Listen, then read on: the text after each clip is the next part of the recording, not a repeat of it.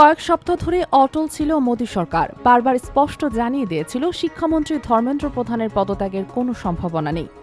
সরকারি সূত্রের ভাষায় পদত্যাগ ছিল সবচেয়ে সহজ পথ, দায়িত্ব থেকে পালিয়ে যাওয়া শামিল। কিন্তু শেষ পর্যন্ত সেই অনড় অবস্থানে এলো বড় ভাঙন।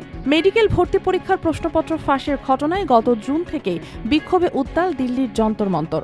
তরুণদের প্ল্যাটফর্ম ককরোচ জনতা পার্টি, যাদের জন্ম হয়েছিল খোদ প্রধান বিচারপতির দেওয়া তেলাপোকা কটাক্ষ থেকেই, টানা 1 মাসের বেশি সময় ধরে দাবি জানিয়ে আসছিল একটাই, ধর্মেন্দ্র প্রধানের পদত্যাগ। গতকাল শুক্রবার সরকারের সঙ্গে বৈঠকের পরও দাবিতে অনড় ছিল সিজেপি। সরকারকে বেঁধে দিয়েছিল 24 ঘন্টার সময়সীমা। ঠিক তারই মধ্যে আজ এলো সেই বহু প্রতীক্ষিত খবর। প্রধানমন্ত্রী নরেন্দ্র মোদীর কাছে পদত্যাগপত্র জমা দিলেন ধর্মেন্দ্র প্রধান। ইন্ডিয়ান এক্সপ্রেসের বরাতে খবরটি নিশ্চিত করেছে একাধিক আন্তর্জাতিক সংবাদ মাধ্যম। উল্লেখ্য, এই আন্দোলনের সঙ্গে সংহতি জানিয়ে দীর্ঘদিন অনশন করেছিলেন সমাজকর্মী সোনম ওয়াংচুক। পথে নেমেছিলেন কংগ্রেস নেতা রাহুল ও প্রিয়াঙ্কা গান্ধী, সমাজবাদী পার্টির অখিলেশ যাদব সহ বিরোধী জোটের একাধিক নেতা। বলিউড থেকেও সমর্থন জানিয়েছিলেন অরিজিৎ সিং, ঋত্বিক রোশন সহ অনেক তারকা।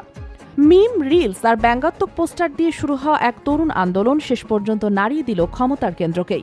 ধর্মেন্দ্র প্রধানের এই পদত্যাগ প্রমাণ করে দিল, জেনজির প্রতিবাদের ভাষা যতই হালকা মনে হোক, তার শক্তি মোটেও হালকা নয়। ডেস্ক নিউজ, অগ্রযাত্রা প্রতিদিন।